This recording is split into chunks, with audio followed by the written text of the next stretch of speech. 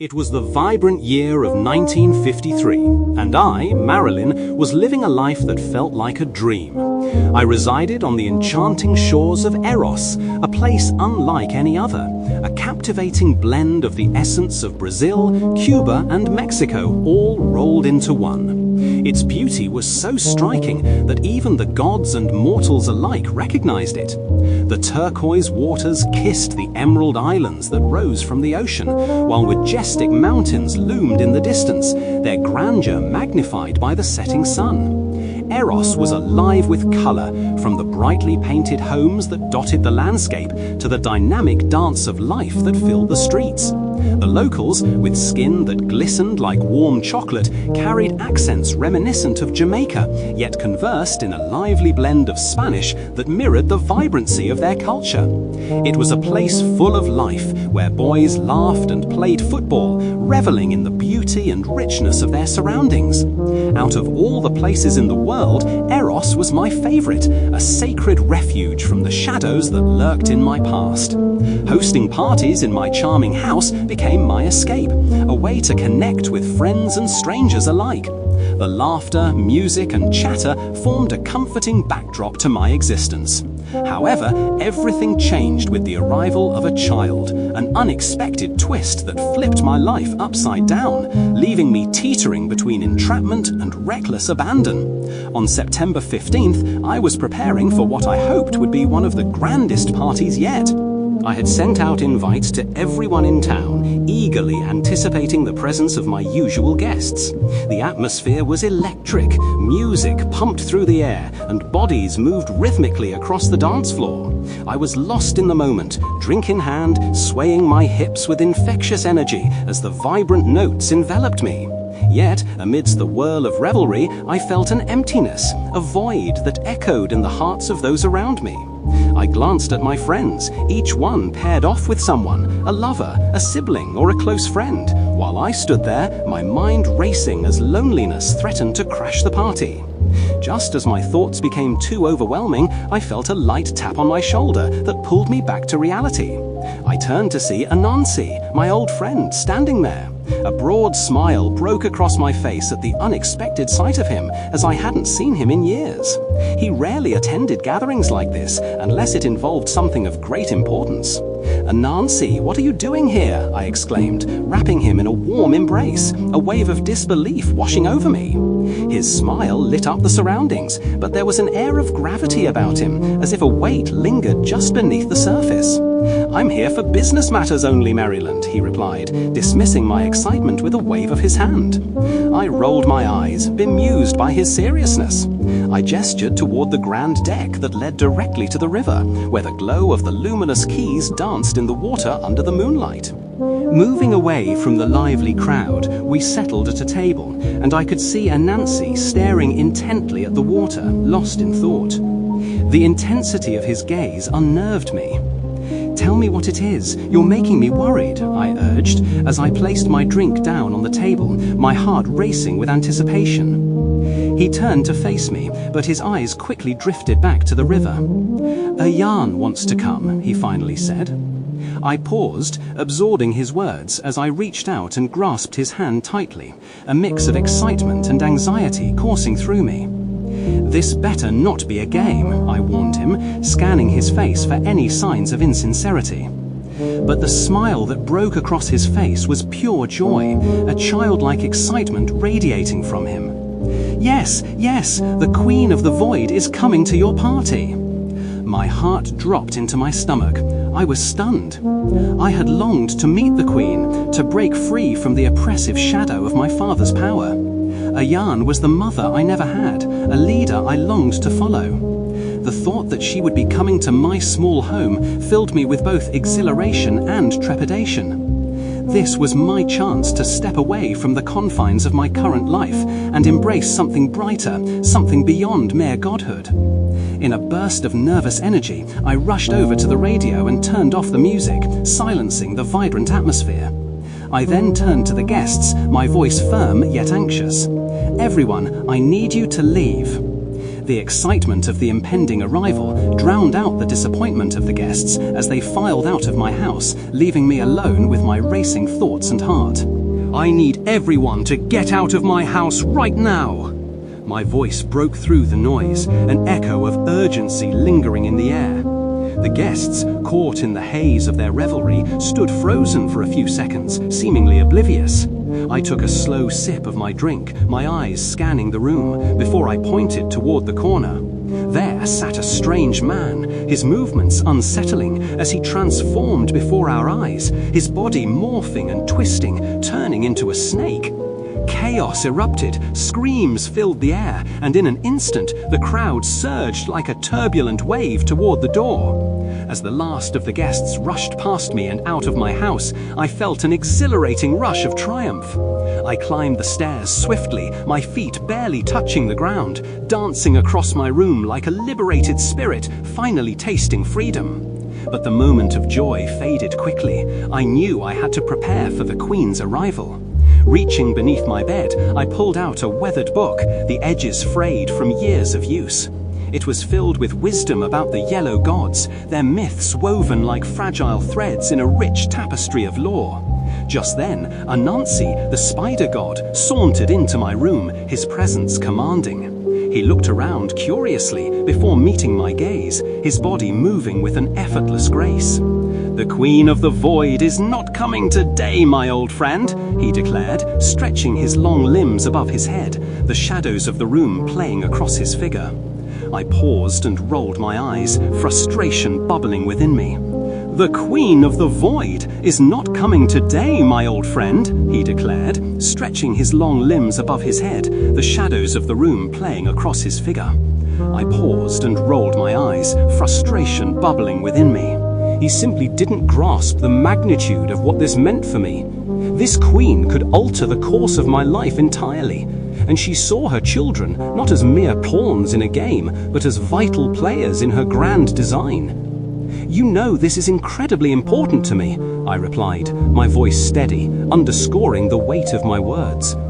I moved toward the balcony, the cool evening breeze enveloping me as I stepped outside. Anansi followed closely, his hands finding my shoulders, kneading away the tension that had built up within me. "Everything will work out fine. You just need to keep a positive mind," he soothed. But I closed my eyes for a moment, trying to center myself, to focus on the good, the hopeful threads within the tapestry of uncertainty. Suddenly, he gasped, breaking my concentration. "Ooh, look at that divine-looking mortal." Curiosity piqued, I opened my eyes, immediately regretting that decision. My gaze fell downward to the ocean below.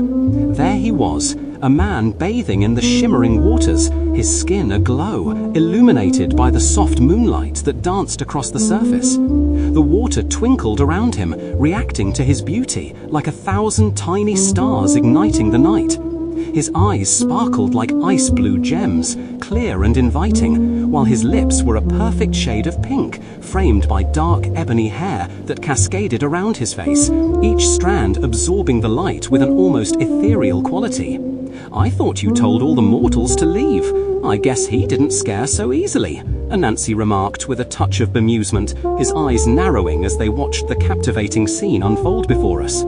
"I did, but I'm not sure why he's still here, especially frolicking in the waters like that," I replied, a hint of amusement in my voice. "Well, my friend, I really must be on my way. I hope you have a delightful night's sleep." He chuckled softly, a sound that resonated in the warm air around us. I understood the unspoken meaning behind his words. He was teasing me about my obvious distraction.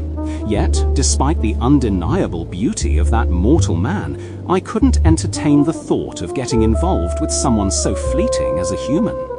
As we strolled back inside, I closed the balcony doors behind me, the night air sealing off the outside world. I climbed onto my bed, fighting to find a comfortable position, but sleep eluded me.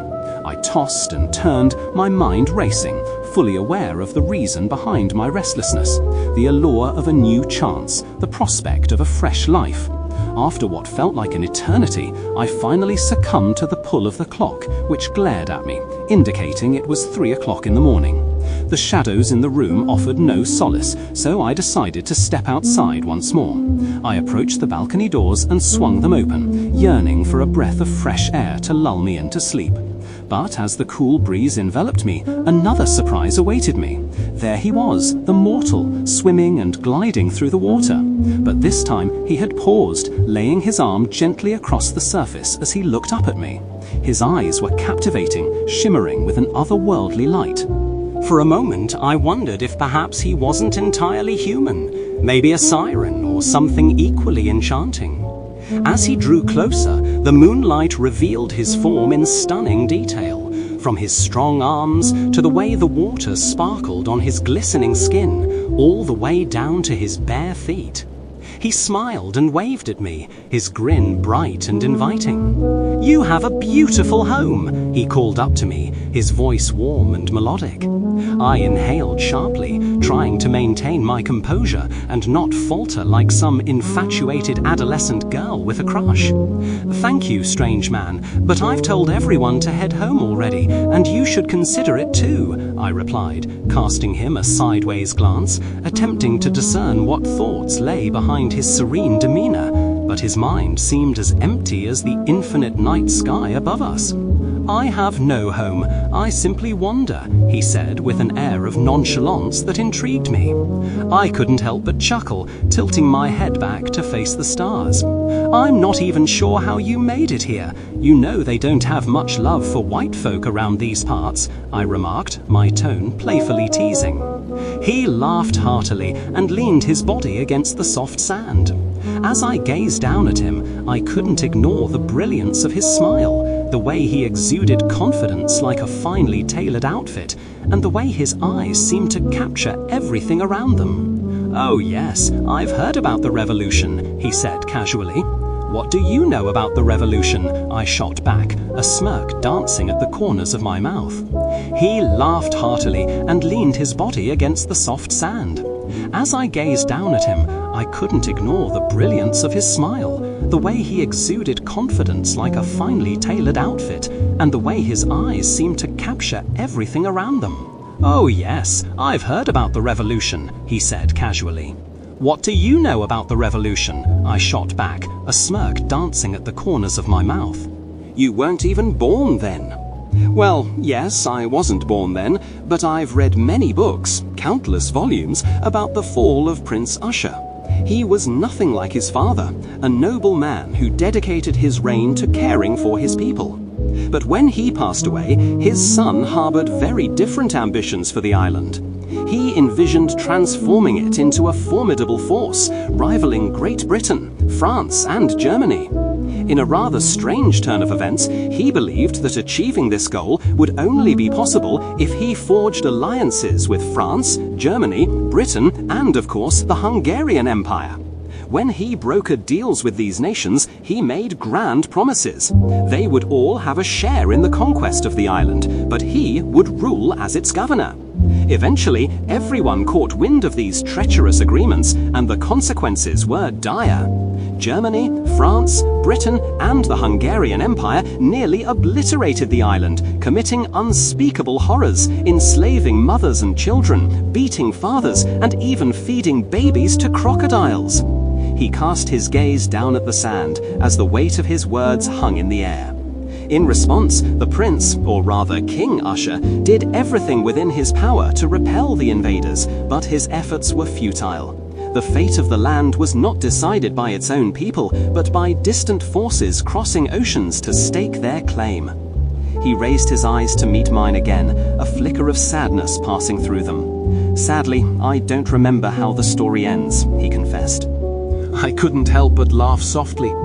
"Well, mortal, you certainly know a lot, but the climax is truly the best part. King Usher had a vital ally in his corner, his wife, Annabella. They had been together for 5 years, hidden from the prying eyes of their world. Annabella often lamented that her father disapproved of the king, but she was resolute in her love for him and insisted that he could never meet her family. They would build a life together, full of happiness, or so they dreamed. However, as time passed, that happiness proved to be a mere illusion. Eventually, Usher discovered that Annabella had been harboring a secret for not just 5 years, but for an entire lifetime. In a shocking twist, when he finally unveiled her truth, she betrayed him in the most devastating way possible. She took his life and fled into the arms of the King of France. Assuming his throne, she gained the power to fend off Germany, Britain, and the Hungarian Empire, driving them from the island with ruthless efficiency. Ironically, her newfound partner, the King of France, did not enjoy a long reign either, leaving her seated as one of the most influential yet powerless women in history. He smiled, and I could feel a warmth spread through my heart. It was as if he were only testing me, gauging my knowledge and passion for the story of the revolution. I had the distinct impression that he didn't know much about it himself, but he was eager to discover if I truly did. "You're right, but the secret," he said, his eyes sparkling with youthful mischief. In perfect unison, we both chimed, she was his mother who was expelled from the island.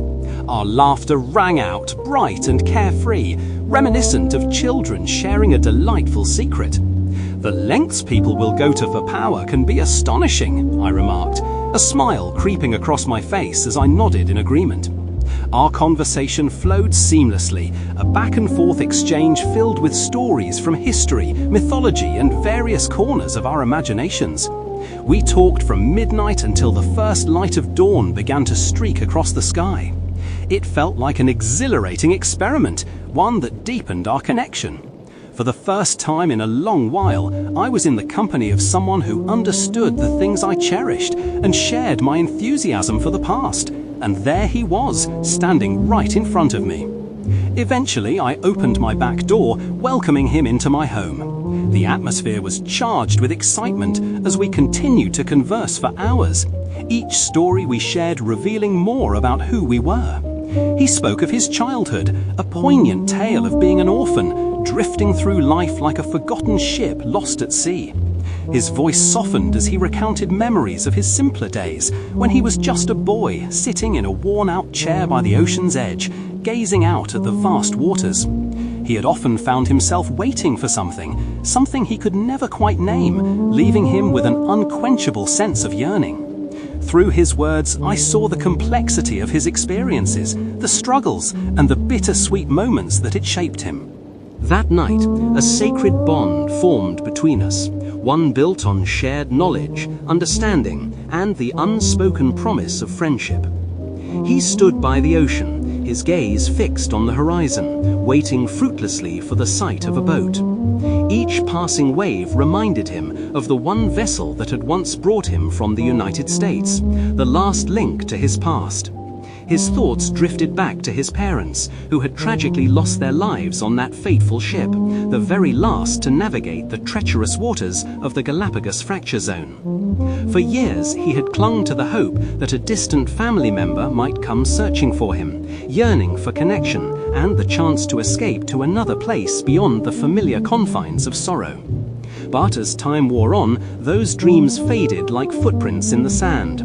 No one came, and the paths of his childhood dreams slipped away, drowned in the depths of loss.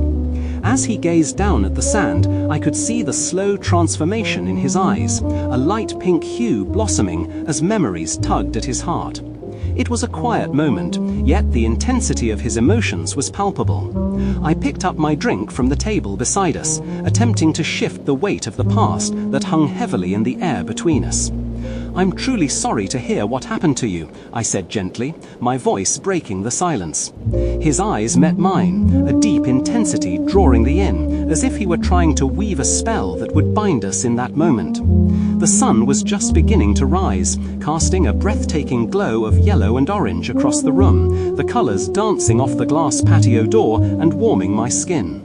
In that fleeting instance, everything felt surreal. My breath caught in my throat, my fingers tingled, and the rhythm of my heart faltered, captivated by the depth of his gaze and the unspoken stories it held. His fingers moved against my skin, not in a hurried manner, but with a deliberate, smooth grace that felt both calming and intoxicating. As he gently laid me back on the couch, his lips began to explore my body as if it were a sacred territory, one he cherished and knew intimately. Each kiss was purposeful, igniting sparks in me, especially when he found that tender spot just above my hip, the one that made my heart race and sent shivers down my spine. When his mouth traveled to the nape of my neck, he kissed me with a passionate urgency, drawing me in like a thief in the night.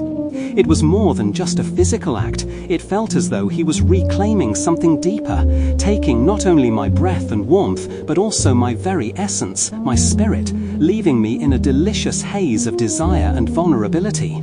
Those 2 days felt like pure magic. It all began with a conversation that transcended the ordinary, a connection so profound that it seemed to suspend time itself.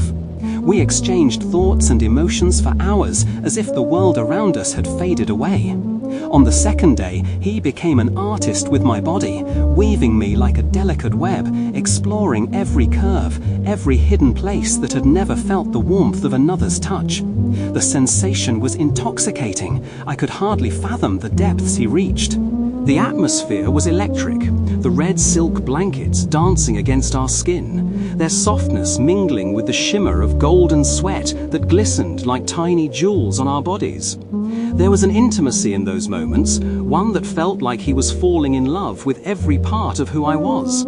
It was both exhilarating and terrifying. Yet I reminded myself to stay grounded. Unlike my brothers, who so easily succumbed to infatuation over a single night of passion, I needed to tread carefully. However, by the third day, that beautiful man had vanished, taking my heart with him. I found myself by the water's edge, a familiar ritual, endlessly waiting and longing for him to return. As the days wore on, parties swelled around me, their laughter and music filling the air, but I slowly withdrew, tethered to the hope that he would come back. I yearned for answers. Where had he gone? How was he faring? Did he feel anything meaningful between us, or was I merely lost in a fantasy? Just as I was deep in my thoughts, a sudden knock at my door pulled my gaze away from the endless waves of the ocean. My heart raced as I turned to look, my mind racing through possible visitors. It was then I saw my old friend, Anansi, approaching with a cake balanced in his left hand, a paper plate covered with shiny foil.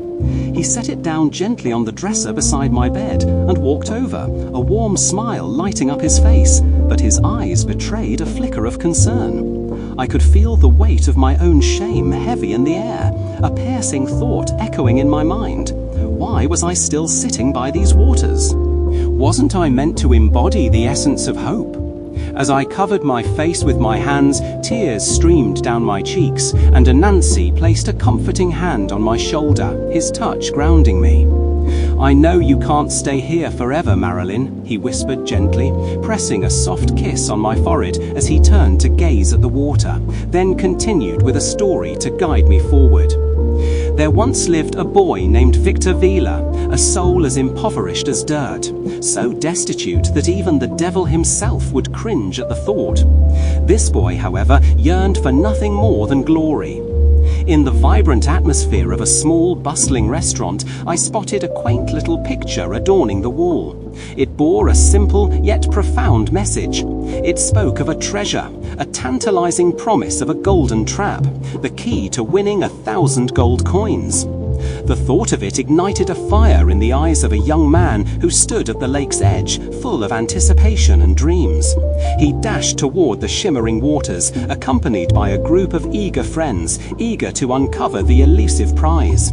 Like a modern-day Sandman, he threw himself into the task at hand, casting his fishing line again and again. The lake, however, had only revealed the unexpected. A rainbow fish here, a green trap there, and even a mouldy-looking catch that had long since lost its luster. Yet through it all he persevered, undeterred by the lack of gold. Day after day he returned to that lake, a man consumed by hope. Some praised his dedication, calling it glorious, while others whispered of madness, a fine line between passion and obsession. As the years slipped by, this quest turned into an all-consuming journey. He devoted himself to the pursuit, spending countless days by the water's edge, lost in thought, his dreams of the golden trap overshadowing his reality. Meanwhile, his parents faced mounting debts, yet he clung to his relentless search, convinced that success was just beneath the surface. It wasn't until he reached 36 years of relentless searching that his health began to falter.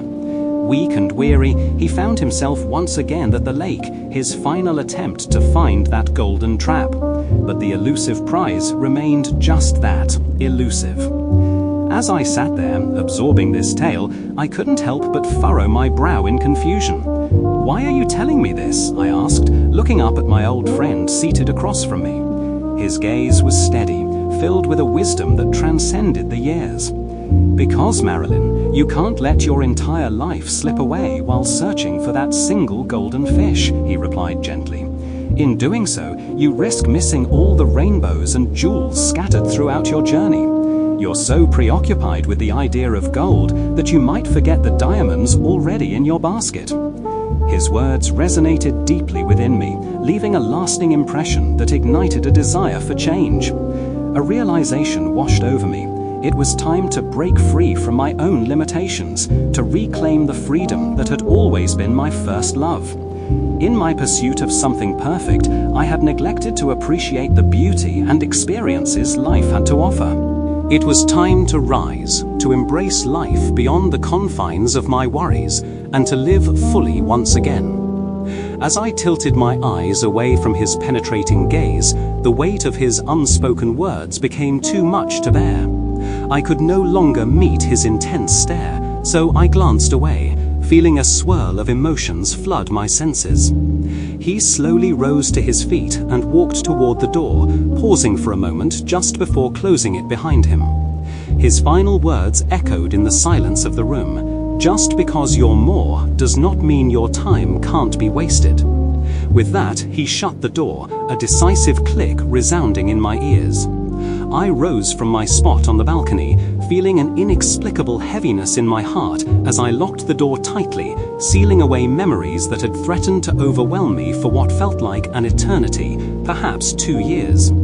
I tried to carry on with my life, immersing myself in the mundane, but inside, a persistent ache lingered. Loneliness enveloped me like a shroud. In an attempt to fill the void, I invited various people into my life, but they were mere echoes, fragments of what I truly sought. They were not him. They were only passing spectacles, ephemeral like the fluttering of wings.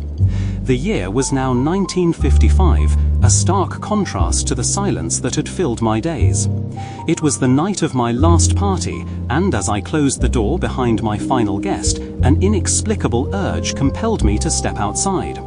I looked toward the water, the moon reflecting off its gentle waves, and threw on my coat. And there, to my disbelief, he stood. The man who had haunted my thoughts and dreams for so long had returned, ready to play yet another dangerous game. But I was no longer certain I was ready to participate. He stood there, his feet buried deep in the cool, damp sand of the ocean, while mine felt shackled to the safety of my home. I cautiously opened the screen door, allowing his voice to waft in like a different breeze. "Marilyn, I know I've been gone for a while, and I apologize for leaving without an explanation. I do love you. I understand that now. I just need to find myself first. I need to become better for you." As I stepped outside, my expression remained neutral, a mask that revealed nothing of my inner turmoil. I longed to process his words, but I chose silence. My feet moved toward him, gliding through the sand until I was close enough to reach out and place my hand against his face, feeling the warmth of his skin. "You're playing with the vengeance of a god. Go home and never come back," I thought. I hoped my words would pierce his heart with fear, but instead he pulled me into his embrace, kissing me deeply for far too long for my comfort. When he finally released me, it felt as if I had been spun in a web woven by his choices alone.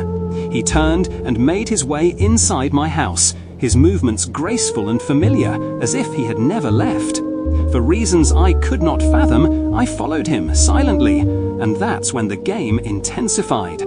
every moment, every breath was entwined with him once more. We hosted lavish parties for 10 years, changing small details to cater to his whims. We would often keep one final guest until dawn, eager to show them what it was like to revel with gods, granting them their most fervent wishes. In my misguided attempts to strengthen our connection, I taught him things I had once considered sacrosanct, blood magic to be precise. But with every lesson, darkness seeped deeper into our lives.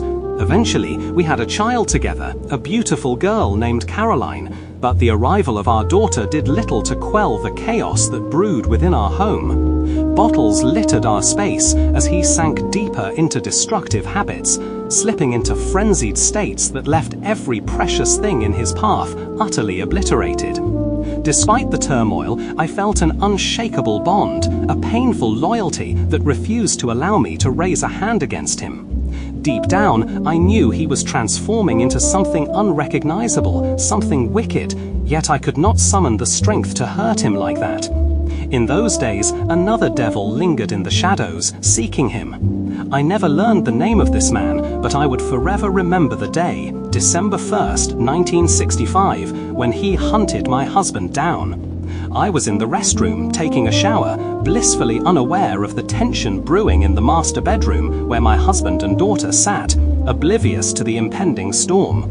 The sound of a knock at the door broke through their serenity, and my husband, ever the protector, went to answer it. He was met by the stranger, a man who had pursued him relentlessly over the years. "I have a family now. Why can't you just leave me alone?" he pleaded, desperation thick in his voice. But the man only chuckled, pulling a gun from his coat with alarming ease, pointing it directly at my husband. "Because none of the princesses of hell are supposed to be up here. I don't think you want that god, Marilyn, to find out you're not who you say you are." His gaze bore into my husband's soul, glowing red in the dim light. "Now, why don't we settle this like men? I'll even let you say goodbye to your daughter and your whatever that thing is," he mocked, stepping back, his confidence radiating through the room like a dark cloud. As he prepared to leave, he made his way over to Caroline, who was blissfully occupied with her toys. He knelt down and pressed a gentle kiss to her forehead, whispering, "Daddy loves you." The innocence of her laughter warmed his heart as she replied, "I love you too." Unbeknownst to her, this would soon turn into a day of heartbreak for everyone involved. He turned toward the bathroom, intentions clear as he raised his hand to knock on the door. But as he approached, he was met by a sight that chilled him to the core. A man with piercing red eyes, standing ominously in the doorway, his gun poised and ready. "I thought you said you would let me say goodbye to everyone," he confronted the figure, his voice laced with confusion and anger. The man with the red eyes, Tilton, let out a sinister chuckle, his hat casting shadows across his face, concealing any trace of humanity. "I'm a damn lie, just like you," he sneered. In that brutal moment, the gun fired, and time seemed to slow as he watched his husband collapse to the ground, blood pooling beneath him, cold and lifeless. But Tilton didn't stop there. He brushed past the fallen man, striding confidently into the master bedroom. Panic surged through him, propelling him out of the restroom as he kneeled beside his husband, desperation overtaking him. "I'm so sorry I lied to you," the words tumbled from his lips. But he was met with the gentle pressure of fingers on his own. "You won't be able to heal me. Go get Caroline," his husband urged, his voice barely a whisper, yet full of urgency. Dread coiled tightly in his stomach as he averted his gaze towards the master bedroom, where Caroline's laughter was now a distant memory. He rushed through the threshold, feeling as if his mind were spiraling out of control. The sight that greeted him was unthinkable. There in my arms, Caroline, engulfed in a hellish fire, flames licking at her in a nightmarish display. Despair overwhelmed him as he dropped to the floor beside me and her, tears streaming down his cheeks. In her small hand, she clutched a necklace, an ominous trinket that summoned the very flames consuming her. How could her insatiable curiosity lead to such a tragic end? In the corner of the room, he caught sight of his brother, Eden, taking slow steps toward Caroline. He felt paralysed, stranded in a storm of emotions, unable to intervene. Eden scooped her up, pressing a tender kiss to her forehead, and in a heart-wrenching instant she transformed into golden dust, drifting away like a lost dream. Why? The question escaped his lips in a choked whisper, a desperate plea for understanding. Yet, deep within his gut, he sensed the harsh truth. This chaos was rooted in their father's abandonment of the sacred land of hope, a betrayal that had rippled through their lives with devastating consequences.